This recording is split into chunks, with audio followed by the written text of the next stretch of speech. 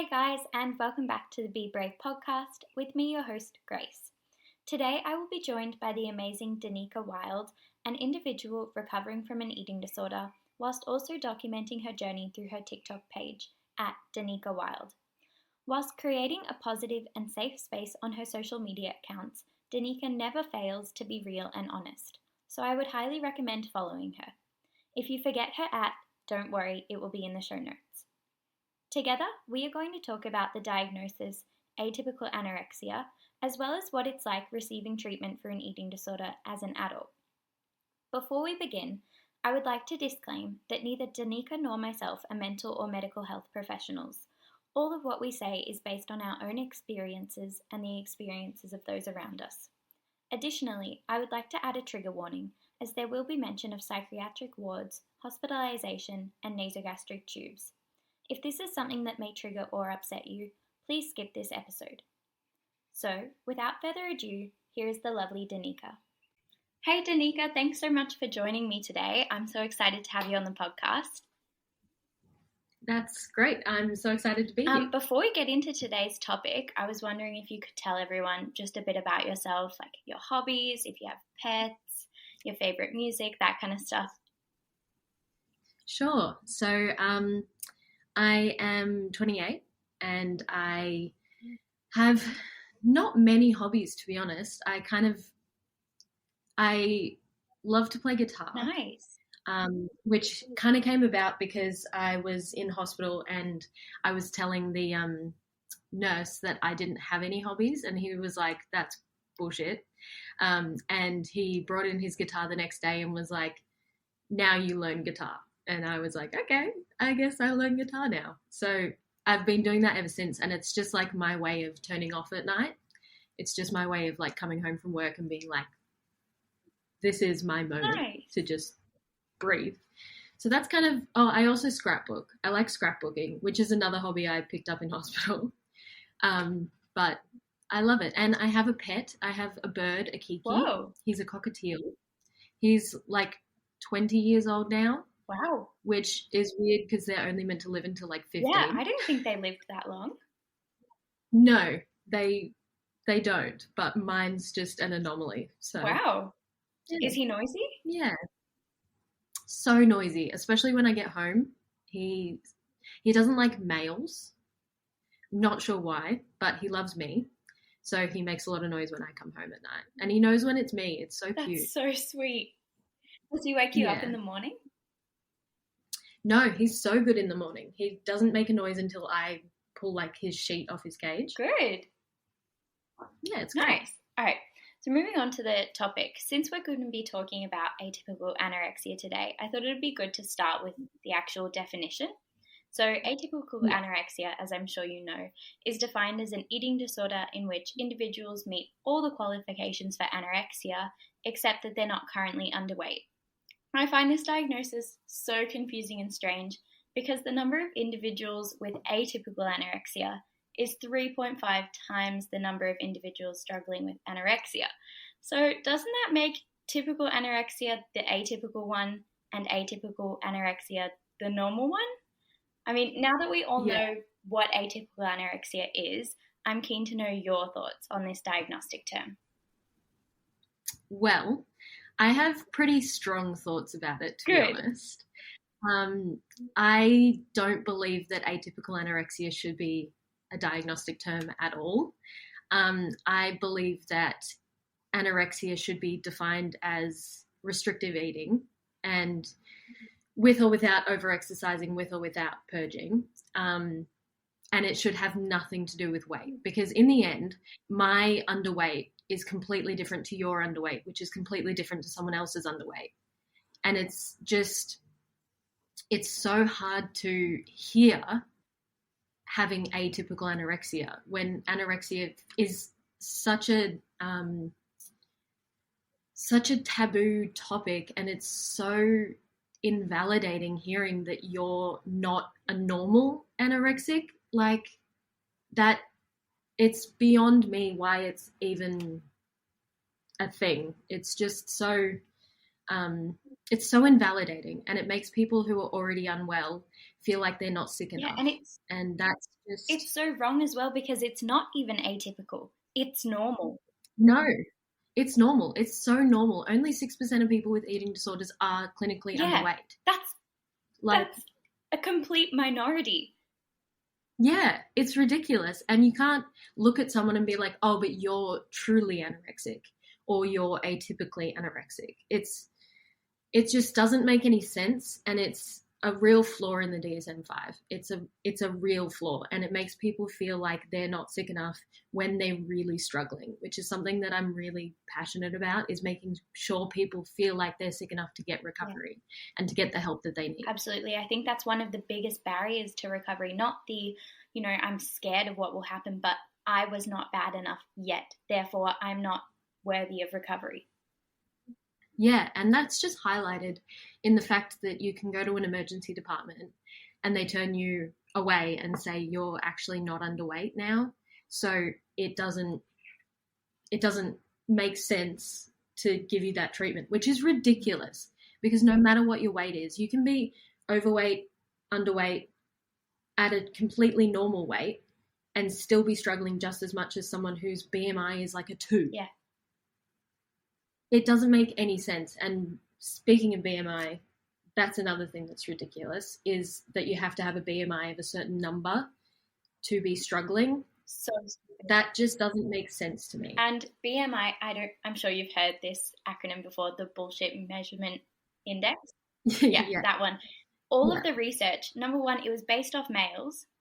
It was so long ago, and the person that made it up didn't make it for this use. It was not made for this purpose. And also, if you're not clinically underweight according to BMI, you could still be underweight. You could be below your set point. And so using this as a definition for if you're actually sick or not, it's just so irrelevant. It's irrelevant, and it's just the amount of times I've felt invalidated in my eating disorder because I'm not at a certain BMI is ridiculous.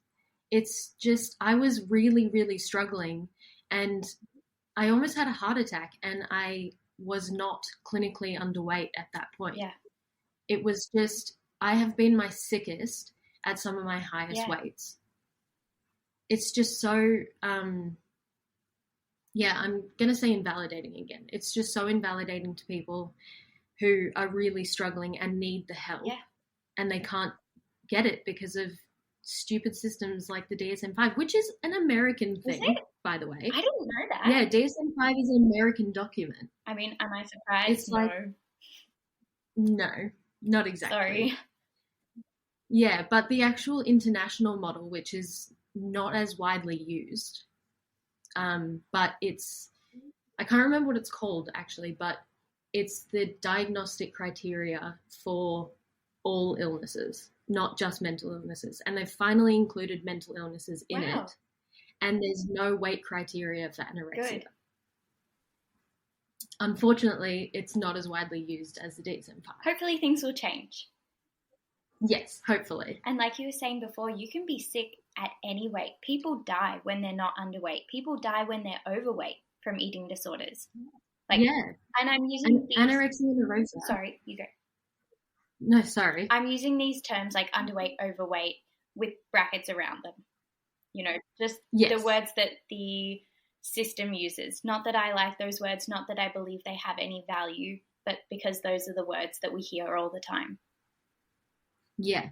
And my overweight, my underweight, and my quote-unquote normal weight is going to look so different to your underweight, overweight, normal weight. Exactly. And the fact is people can recover into... I did a whole TikTok about this because I was getting really angry. But you can recover into any body shape. And the majority of people recover into normal or larger bodies. And that's just a fact. The fact that TikTok and Instagram and Facebook only show people who are recovering to small bodies is ridiculous. It's so misleading. We're not running marathons every day. No. Some of us don't exercise at all. And some of us are at a place in recovery that we can't exercise because we don't have that ability to change our thought processes towards exercise. Yeah. And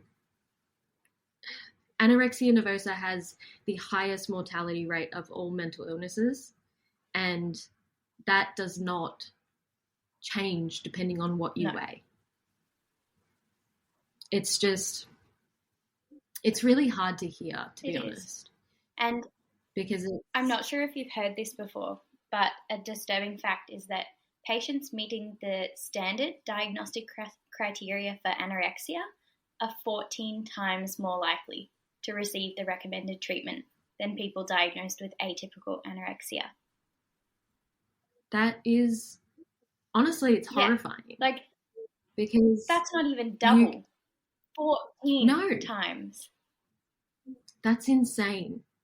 And the amount of times I've been to an emergency room and essentially been told your bloods are not okay, your postural obs are not okay, but you're not underweight right now, so we actually don't need to admit you. And I'm like, I'm here because my GP thinks I'm unwell. I'm here because I'm worried that I'm unwell. And you've just told me that I'm unwell, but because I don't meet a certain BMI criteria, I'm not needing help.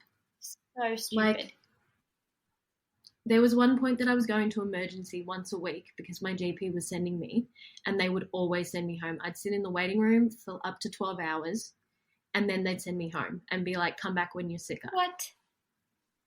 Yeah. It's just, I even had one doctor say to me, I feel really bad because I think I'm sending you home telling you to get sicker. And I was like, well, that's exactly how it feels. Yeah. Because I'm not clinically underweight enough. Oh my gosh. It's just, the system is so wrong. There's a real flaw in the system. Especially with emergency departments. Really, I find that for anyone experiencing issues with mental health, the emergency department is a really bad place to go. It just heightens anything you're experiencing. You wait for ages and ages, often just to get turned away. It really needs to change. Yeah. And in some places, you can rock up to an emergency department, spend 6 hours waiting, and then they chuck you in the psych unit. And you're in the psych unit, especially as an adult, you're in the psych unit with people who have drug and alcohol-induced psychosis and aggressive people and people that are struggling and really in poor moments of their life. And you're in there with what is essentially a medical problem. It's just, it's a real flaw in the system. And in adult mental health, there's such less assistance, really. Yeah. And with these psych wards as well, they're not prepared usually to help people with eating disorders. That's not what they're there for. They're not a specialized eating disorder unit. They don't have the medical facilities to help with that. And they also don't have the training. They don't know how to help with eating disorders. No, they really don't. And you often just end up getting triggered in these situations. Yeah, triggered and scared, and they don't have the resources in a psych unit to deal with something as complex as an eating disorder, because it is a medical problem as well as a psychological problem. And I've been in psych wards before where I was restricting really heavily, and they just kept sticking needles in me that had glucose in it, and they were like, that's all we can do. No, that's not right. And it was, no, it's not right. And it's such a flaw in the system, and it's such an awkward position to be in when medically you're not doing well, but you don't fit a certain criteria for a medical admission. So they just chuck you in a psych unit, and they're like, this might help, it might also trigger you.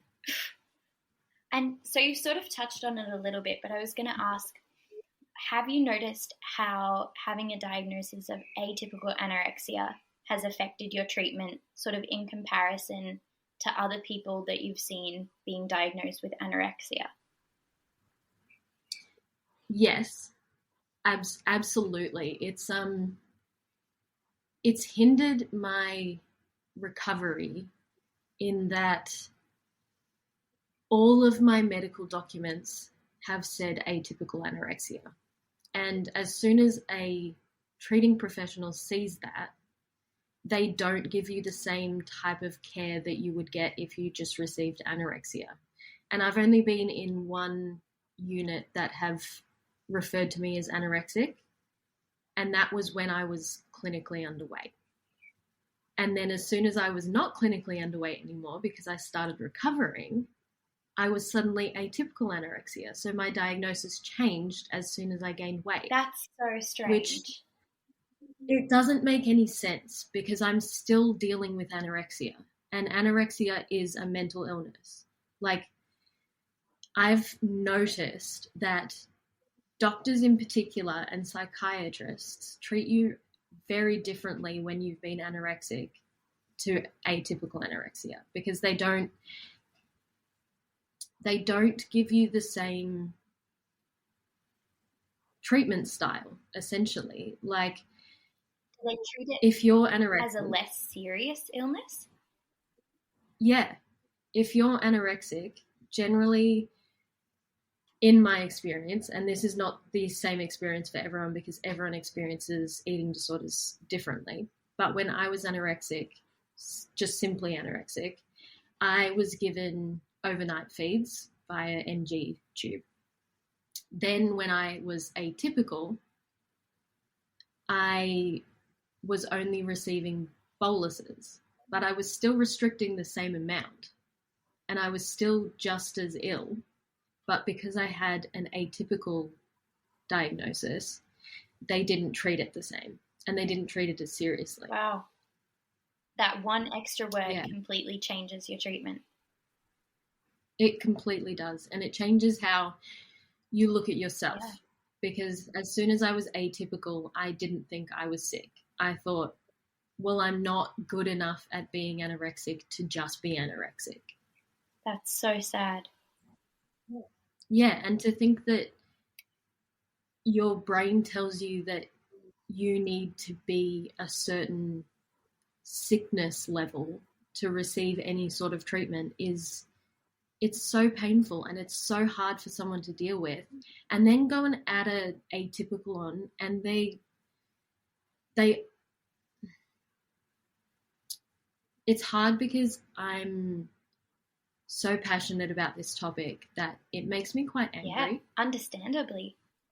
It makes me feel like my recovery would have gone smoother if I had just been given a diagnosis of anorexia nervosa from the very beginning. Absolutely. And I probably would have recovered a lot sooner. Yeah. And this is happening to so many people as well. Yeah, it really is. It's widespread and it's devastating, really. Yeah. And we touched on this before, you touched on it before, about the false portrayal of eating disorders in social media, movies, books, society. And like you said, 6% of people with eating disorders are clinically diagnosed as underweight. Yet the only portrayal that we see are malnourished females being hospitalised with nasogastric tubes, when really that is a complete minority. The majority of people with eating disorders are in the community, or they have atypical anorexia, which is really typical, so it shouldn't be called that. But it's just such a wrong portrayal, and it leads everyone to feeling like their experience is not valid or not normal, when really it is normal.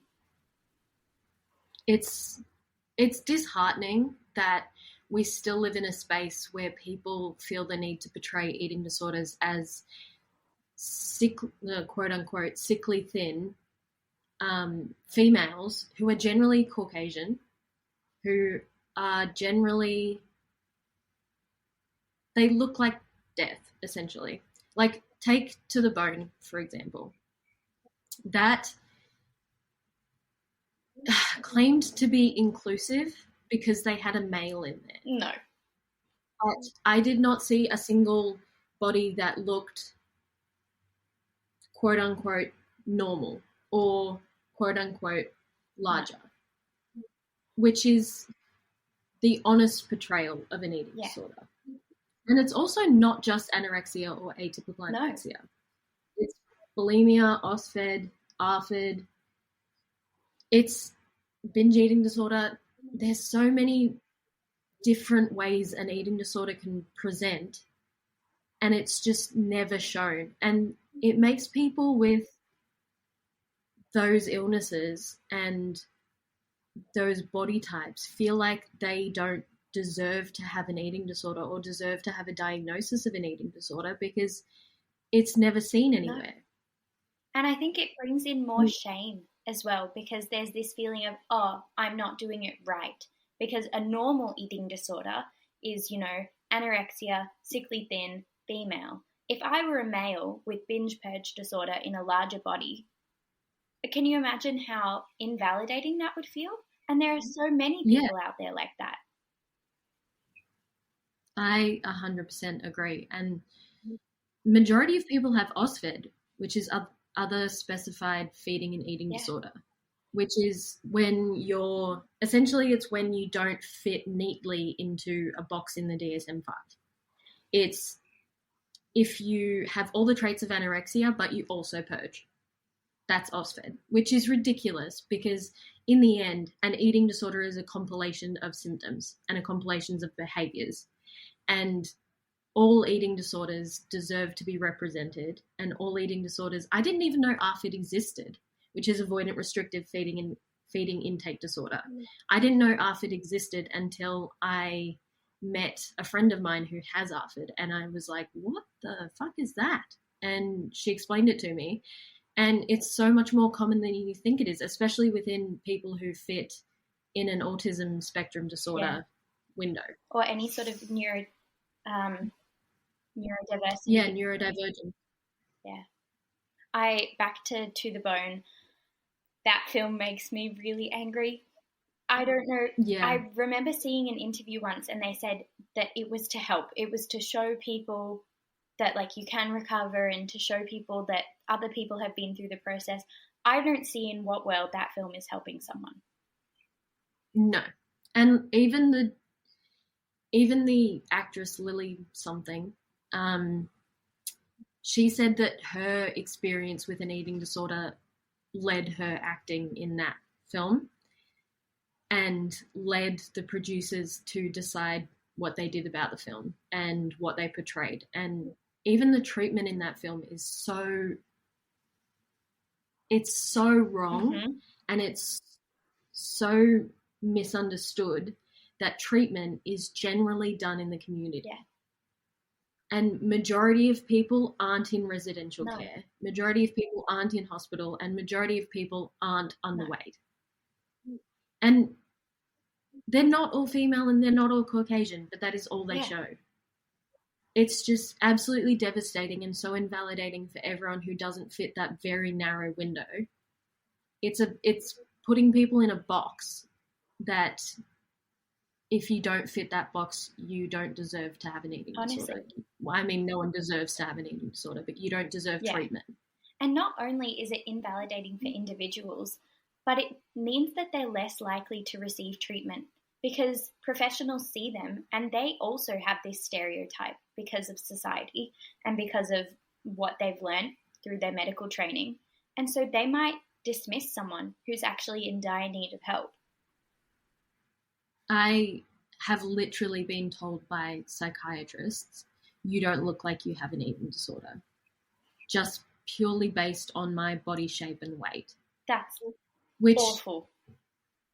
Yeah, it was so awful and it was so invalidating, and all it did was make me restrict more and make me exercise harder and make me want to fit that box, which is such an awful thing to feel because no one should want to be sicker. No. And unfortunately, it's so common with atypical anorexia that you want to be sicker to get that validation, to get the treatment that you need and deserve. Yeah. Which is so wrong in so many ways. But my psychologist, who is an amazing individual, she has told me so many times that someone with cancer doesn't wish to have worse cancer. Yeah. And without trying to compare my struggles to someone who does have cancer, it is essentially the same thing. It is an illness.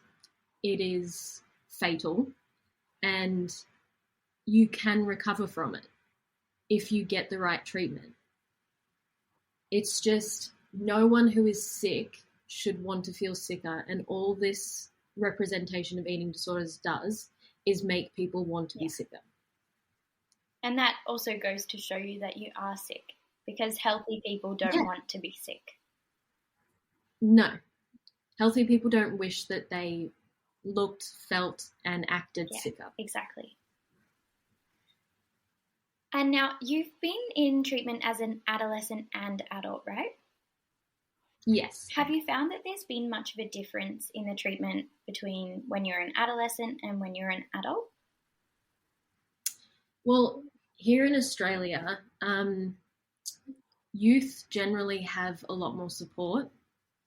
And I've been in youth psychiatric wards, which when you leave, there's follow-up. And they generally follow you outside of the psych unit, and they treat you as someone who is still recovering even after they leave hospital. Whereas as an adult, in my experience, there was zero follow-up when I left hospital. That's awful. Which is ridiculous, because I was in a psychiatric unit and then they expected me to just be better the day that I left. When in reality, adult psychiatric units are fucking terrifying places. They're awful. I mean, they have a purpose and they achieve that purpose often. So I'm grateful that they exist. But just because you leave, you are not suddenly recovered and you're not suddenly well. No, and you're even more vulnerable because you've come from this place of like a secure environment where there are people around you to help 24/7. You know where you are and that you're okay. And then you're back home completely alone, no resources. How do they expect you to just snap back out of it and be fine?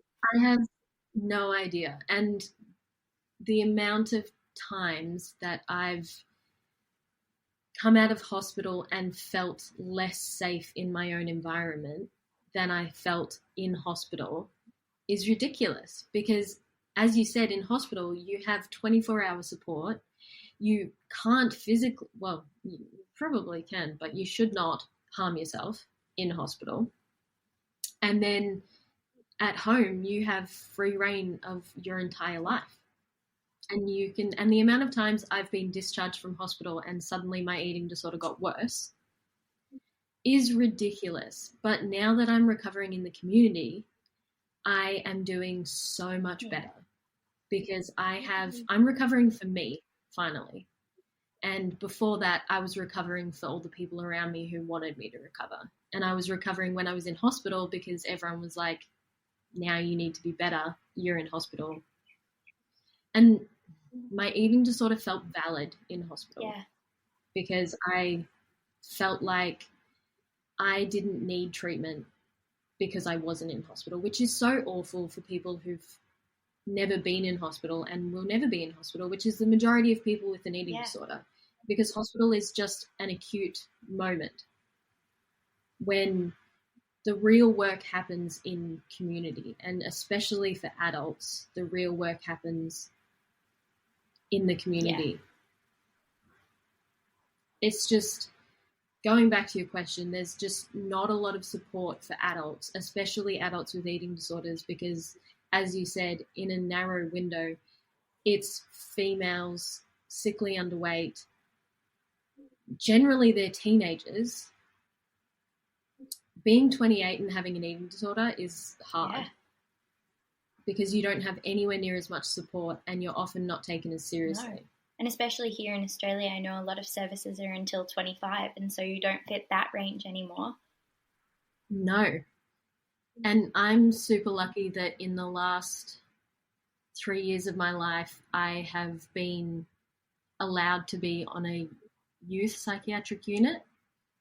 Despite the fact that their cutoff is 25, I've still been allowed to be in youth, which has been amazing because the few times that I've been in adult psychiatric units, it's been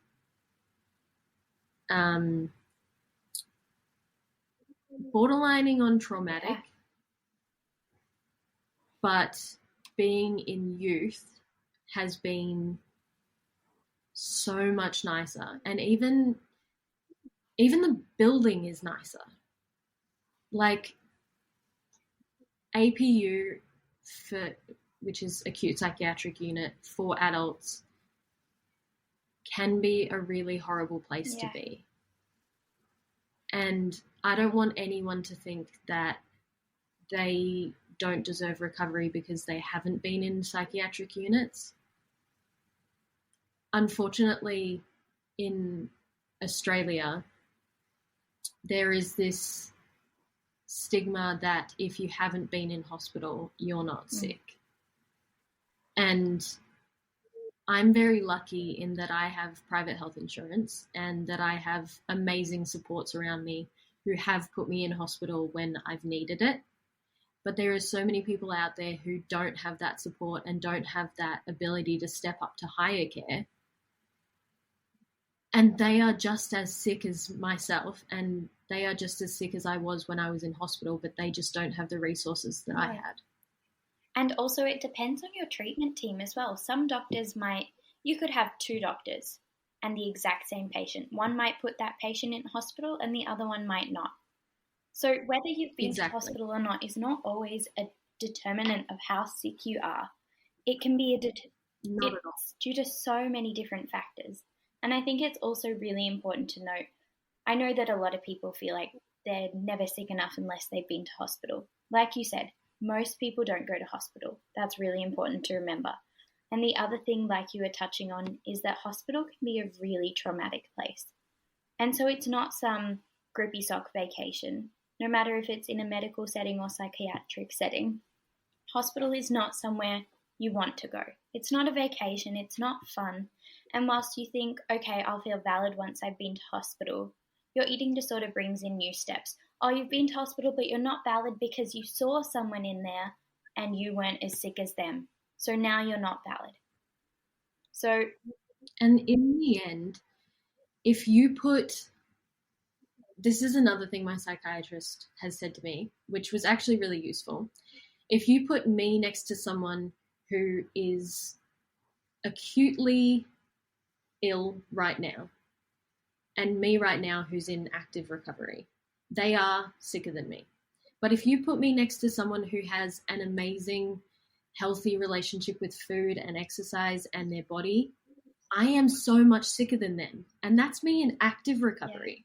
Yeah. So no matter how unsick you feel, quote unquote unsick, or how your eating disorder is making you feel like you're not valid, you are always going to be sicker than someone. And you need to remember that, because if you have any sort of disordered eating or poor relationship with food or your body or exercise or binging, purging, if you have any of those behaviors and those thought processes, you are sick, and you're so much sicker than someone who doesn't have those same thought processes or behaviors. Yeah. So no matter what, you are going to be sick, and you are going to be sick enough. And my treatment team have said from now on, because I have POTS, unless my POTS is really bad, I will not be going to hospital, because I've been institutionalized and I suddenly felt like I couldn't live outside of hospital. Yeah. So now my treatment team have changed their ways and have decided that unless I'm critically in danger, I will not be going to a hospital, because I'm doing so much better in the community. Good. Yeah, it's amazing. And it's just, in hospital, there can be such comparison, and it can make you want to be sicker, because no matter what, you're going to see someone who looks, feels, acts sicker than you. And then there are two things I'd love to add to that. One is this idea, this notion of sick enough. You could have two people. One person has a really low resting heart rate, but the other one weighs less, who's sicker. You know, you could have someone whose BP drops dramatically when they stand up, but the other person has low bone density, who's sicker. You know, there are all these factors. How do you decide who's sicker? You can't, because it's not measurable. Everyone is sick. No. It's not a competition. And there's no way of deciding who is sicker. It's just something our brains twist to try and make us feel like we have to get worse.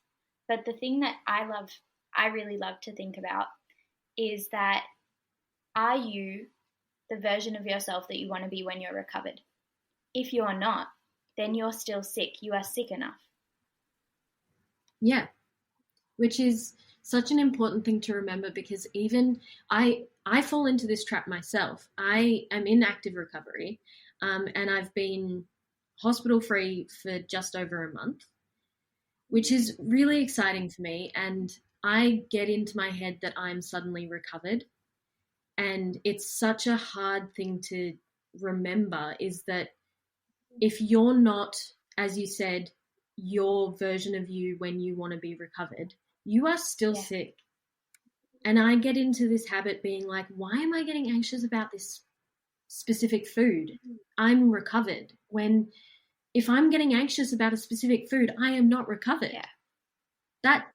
That just shows you that even when you think you're doing really, really well, something can come to you and be like, this is why I'm still sick and why I still need support and why I still need help. And if you have any of those eating disorder cognitions, you are still sick.